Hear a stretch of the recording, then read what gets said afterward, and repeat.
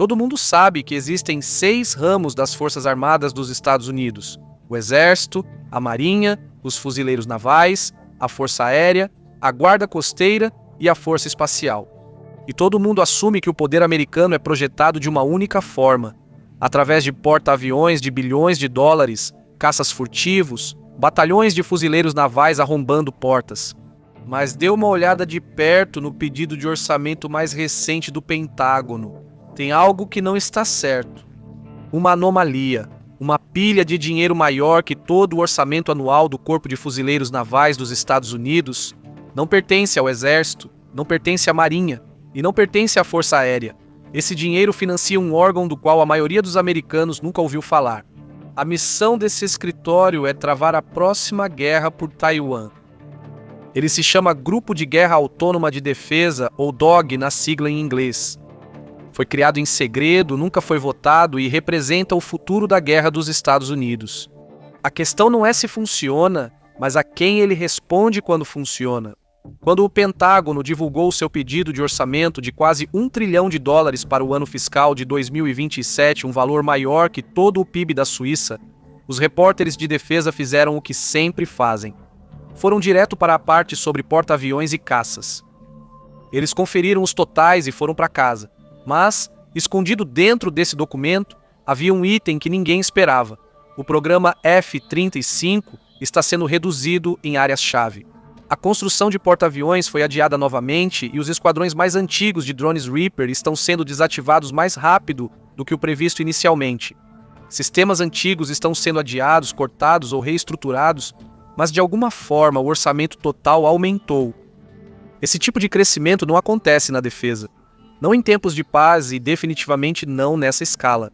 Não dá para reduzir caças, adiar porta-aviões, desacelerar a construção naval e aposentar sistemas antigos enquanto eleva os gastos a níveis históricos.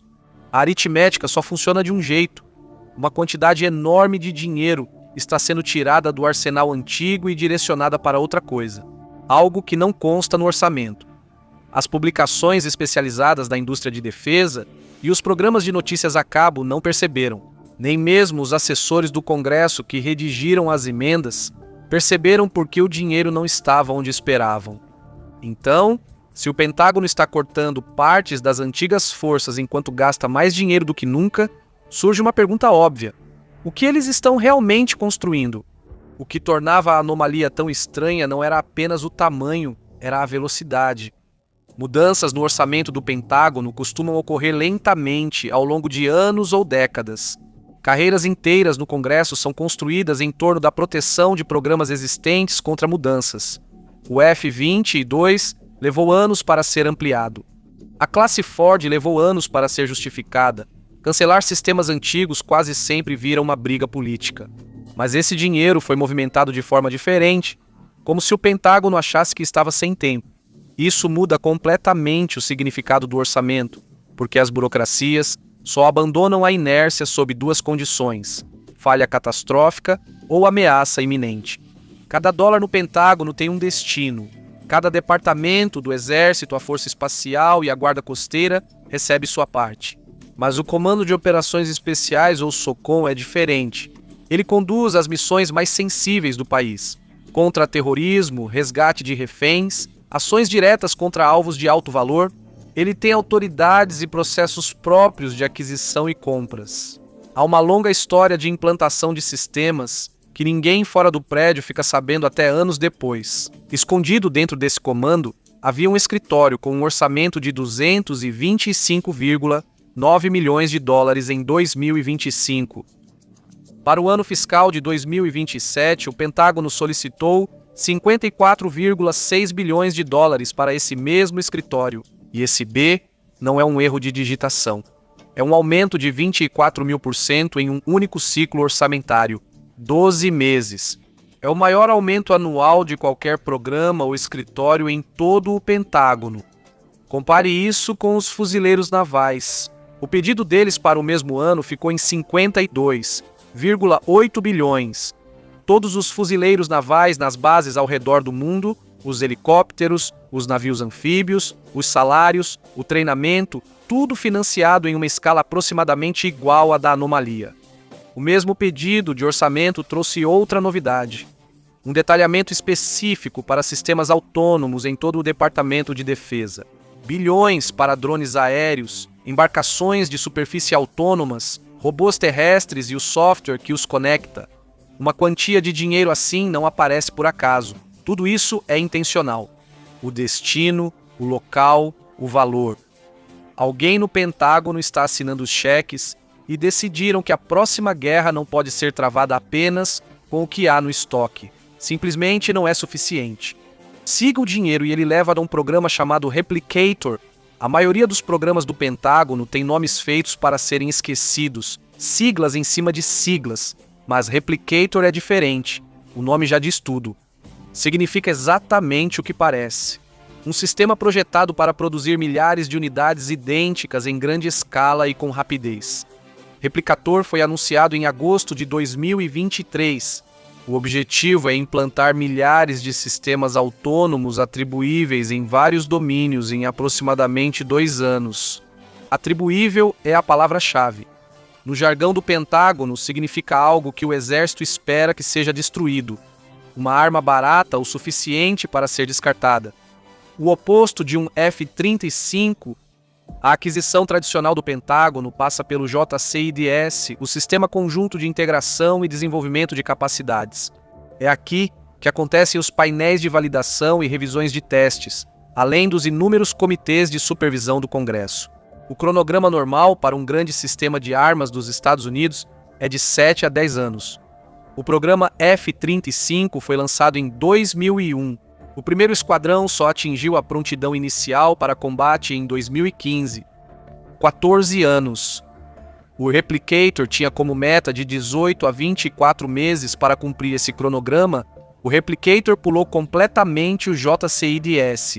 Usou prerrogativas especiais de aquisição que o Pentágono normalmente reserva para emergências. O Pentágono prometeu milhares de sistemas até 2025. Analistas concluíram que apenas algumas centenas atingiram níveis significativos de prontidão. Isso se deveu a problemas de hardware, questões na cadeia de suprimentos e falhas de software, entre outras coisas. Então, a Ucrânia mudou tudo. Drones quadricópteros baratos passaram a destruir tanques milionários.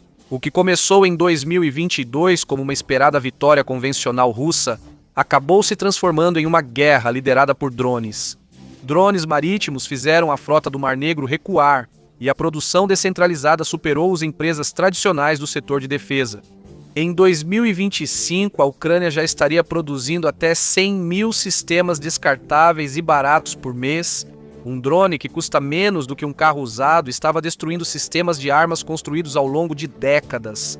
Essa constatação quebrou décadas de suposições do Pentágono, porque a mesma equação poderia funcionar ao contrário contra porta-aviões, caças e tanques americanos. Então, em vez de encerrar o Replicator depois que ele não cumpriu as metas, o Pentágono expandiu a ideia. O Replicator não foi o programa final. Ele era o protótipo. E protótipos existem por um motivo: testar se um modelo totalmente novo pode sobreviver ao contato com a realidade. O Pentágono aprendeu algo no Replicator mais importante que os prazos perdidos. Aprendeu que o Vale do Silício conseguia desenvolver novas versões de armas mais rápido do que o setor de defesa aprovava slides de PowerPoint. Uma startup conseguia redesenhar hardware em semanas ou atualizar software rapidamente. A aquisição tradicional usava sistemas estáticos que duravam décadas, mas a guerra autônoma muda rápido demais para esse modelo. A autonomia muda o que uma arma realmente é. Durante a maior parte da história militar moderna, a plataforma era o centro das atenções. O tanque, o destroyer, o bombardeiro furtivo, a máquina física carregava o valor. Hoje, o software é mais importante que o chassi. A estrutura de um drone pode ser trocada em poucas horas.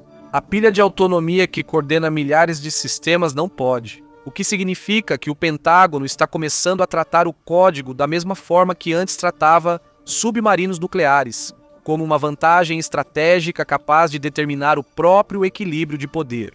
Anduril, SHIELD, IA Saronic, Skydio, a maioria foi fundada por engenheiros de software e fundadores de startups, não por executivos tradicionais da área de defesa.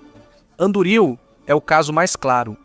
Fundada em 2017 por Palmer Luckey, após vender a Oculus para o Facebook, a empresa passou da realidade virtual para a tecnologia de defesa quase imediatamente. Em poucos anos, ela estava ganhando contratos que chegavam a centenas de milhões, depois bilhões. Em março de 2026, o Exército concedeu a Anduril um contrato empresarial no valor de até 20 bilhões de dólares ao longo de 10 anos. A empresa não é focada em porta-aviões ou tanques. Seu produto principal é um software chamado LATSE. Ele foi projetado para fundir dados de sensores de drones, radares, satélites, câmeras e plataformas autônomas em um único quadro operacional, uma camada de coordenação para enxames. Saronic está construindo navios autônomos. Shield IA está desenvolvendo pilotos de IA. A Skydio ampliou a produção de drones táticos após a retirada de sistemas chineses do uso operacional. Juntas, essas empresas formaram algo que o Pentágono não possuía antes: uma base industrial de defesa paralela, otimizada para a guerra autônoma em vez dos ciclos de aquisição da Guerra Fria. O capital de risco rapidamente acompanhou. Bilhões de dólares foram investidos em tecnologia de defesa entre 2022 e 2025. Fundos que antes investiam em apps para consumidores agora investem em startups de guerra autônoma. As grandes empresas de defesa continuam existindo e não vão sumir. Mas a gravidade das aquisições mudou. O dinheiro que o Pentágono precisa direcionar com mais urgência não está mais indo para Bethesda ou Arlington. Agora está indo para Costa Mesa, Austin, San Diego e para uma instalação de quase 500 mil metros quadrados no interior do condado de Pickaway, em Ohio, chamada Arsenal One. Foi lá que Anduril começou a produzir os drones de combate Fury em março de 2026, 3 meses antes do previsto. O centro de gravidade industrial migrou dos grandes estaleiros para fábricas de robótica, camp de software e linhas de montagem de drones. E o sistema de pessoal do Pentágono acompanhou essa mudança. Começou a rotacionar engenheiros de software por meio de uma única plataforma de designação de defesa chamada Gig Eagle. Não soldados, programadores. Cerca de 4.500 engenheiros estavam em rotação no lançamento em abril de 2024, aumentando para mais de 13 mil até meados de 2025. O Pentágono não estava mais apenas recrutando soldados, estava começando a recrutar capacidade de programação. Não é uma mobilização em massa, mas sim uma mobilização de rede. Mas para que serve tudo isso? Que tipo de inimigo exige uma força que se parece mais com uma startup do que com um exército?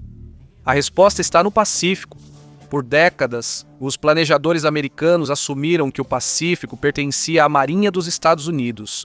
A 7ª Frota tem sido a força dominante nessas águas desde 1945. Essa suposição morreu por volta de 2018.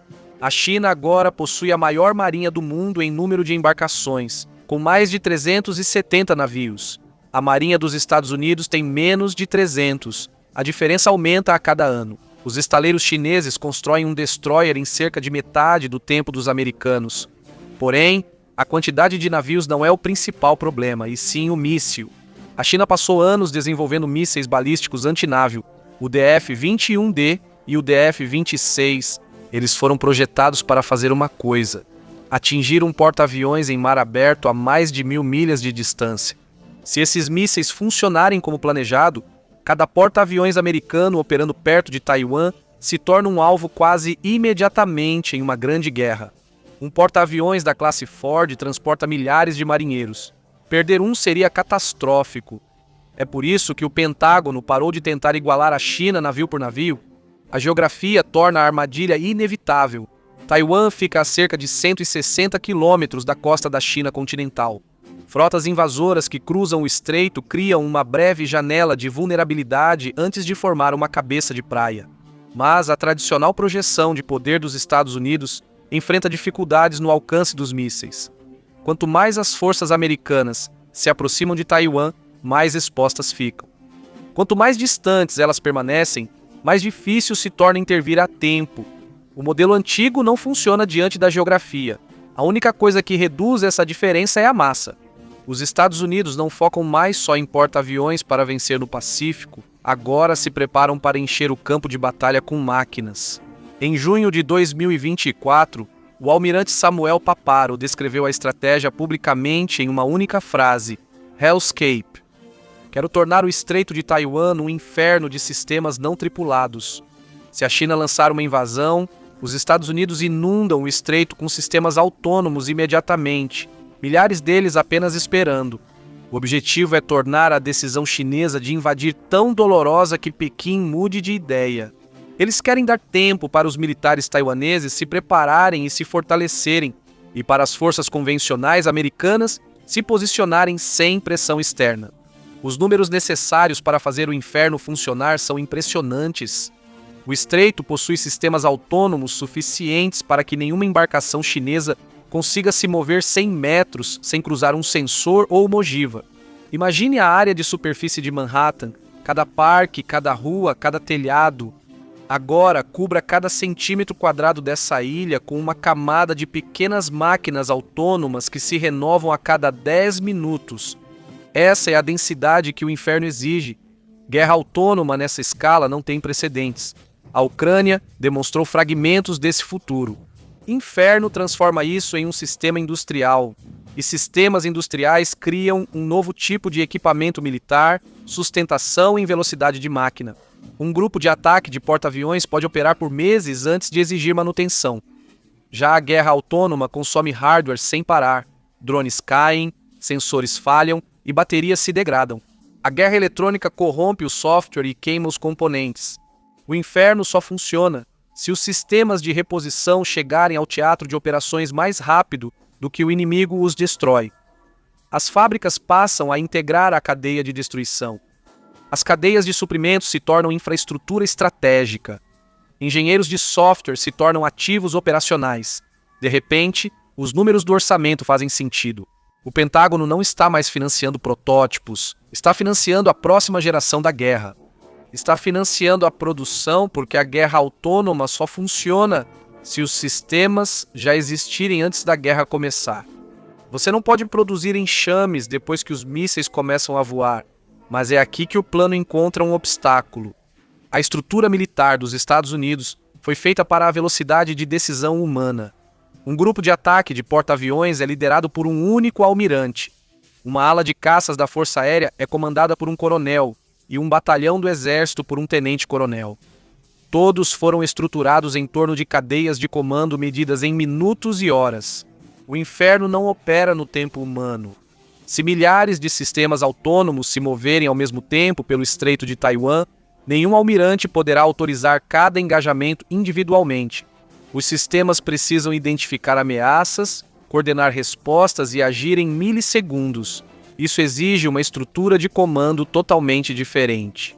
Em uma estrutura militar tradicional, a doutrina muda lentamente.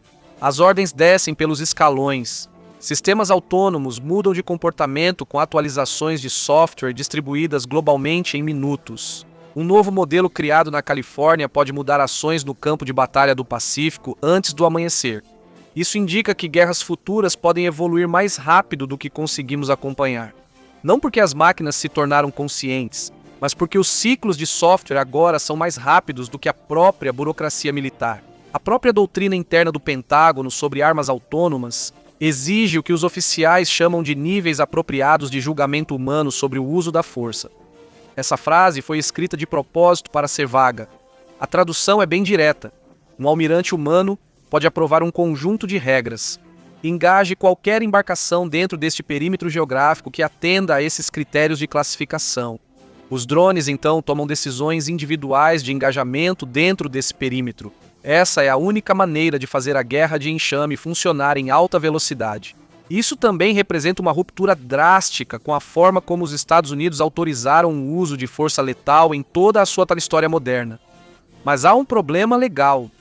Criar um novo ramo das Forças Armadas dos Estados Unidos exige um ato do Congresso, não uma ordem executiva, não uma diretriz do Pentágono, mas um projeto de lei aprovado pelas duas câmaras e assinado pelo presidente. O exemplo mais recente é a Força Espacial, em dezembro de 2019. Não existe legislação equivalente para forças de guerra autônomas. Nenhuma audiência pública estabeleceu um sétimo ramo, nenhuma votação em plenário, nenhuma autorização formal de serviço. E mesmo assim, o Pentágono já montou o orçamento. Já contratou o pessoal de uma empresa de tecnologia, já escreveu o plano de guerra para o Pacífico, o que levanta a verdadeira questão. Se o Congresso nunca autorizou um novo ramo, o que exatamente é essa coisa? A resposta está escondida nos organogramas do Departamento de Defesa. O Pentágono tem uma solução alternativa, chama-se Força Tarefa Conjunta, uma estrutura de comando que não precisa do Congresso para existir. É o mesmo mecanismo que criou o Comando de Operações Especiais Conjuntas em 1980. Esse comando ainda existe hoje, e o Pentágono está usando-o novamente, e o DOG é exatamente essa solução alternativa. O escritório de 54,6 bilhões de dólares dentro do Comando de Operações Especiais. O destino oculto do orçamento que era maior do que o dos fuzileiros navais.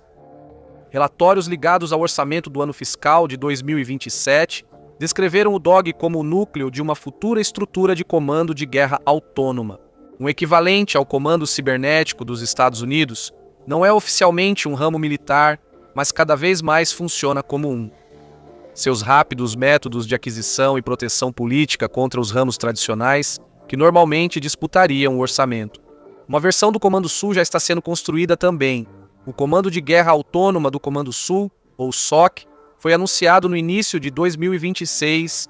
Ele irá coordenar diretamente com o DOG as operações de drones de combate ao narcotráfico na América Latina.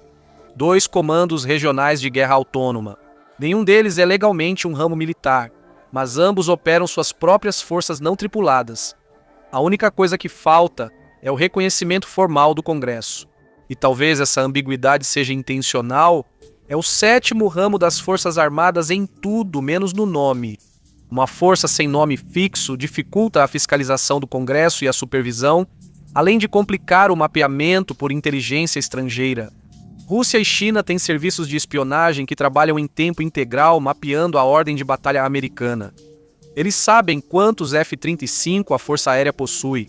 Eles sabem quantos submarinos estão atracados em Pearl Harbor em qualquer dia. Eles têm muito menos visibilidade sobre uma força que não tem prédio nem serviço. As consequências ali vão além da papelada de escritório. DOG foi montado em poucos meses e financiado por categorias contábeis que a maioria dos americanos nunca ouviu falar.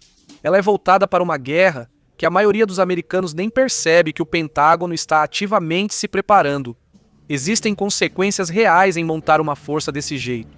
A primeira é a supervisão. Comitês do Congresso já têm hábitos para examinar os ramos militares existentes. O Comitê de Serviços Armados da Câmara tem subcomitês para aviação tática, poder naval e forças estratégicas. Não existe um subcomitê para a guerra autônoma. Os senadores Roger Wicker e Mike Rogers lideraram o Comitê de Serviços Armados da Câmara. Ambos alertaram publicamente contra a aprovação de mudanças estruturais desse porte sem uma supervisão clara. Nenhum deles impediu o avanço do pedido orçamentário.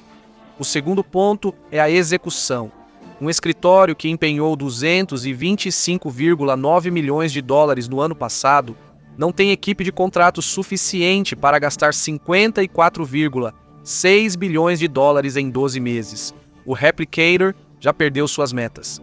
Analistas de defesa prevêem que o DOG vai empenhar menos de 60% do seu orçamento no primeiro ano. O terceiro ponto é a escalada. Porta-aviões e bombardeiros se movem lentamente. Eles dão tempo aos diplomatas para negociar. Um enxame de sistemas autônomos já está programado para agir por conta própria assim que um limite for ultrapassado. Líderes políticos podem se ver em uma guerra que as máquinas começaram antes que a diplomacia tivesse uma chance. No início da década de 2030, a classe Ford ainda existirá, mas seu perfil de missão será diferente. Os porta-aviões não avançarão pelo Estreito de Taiwan.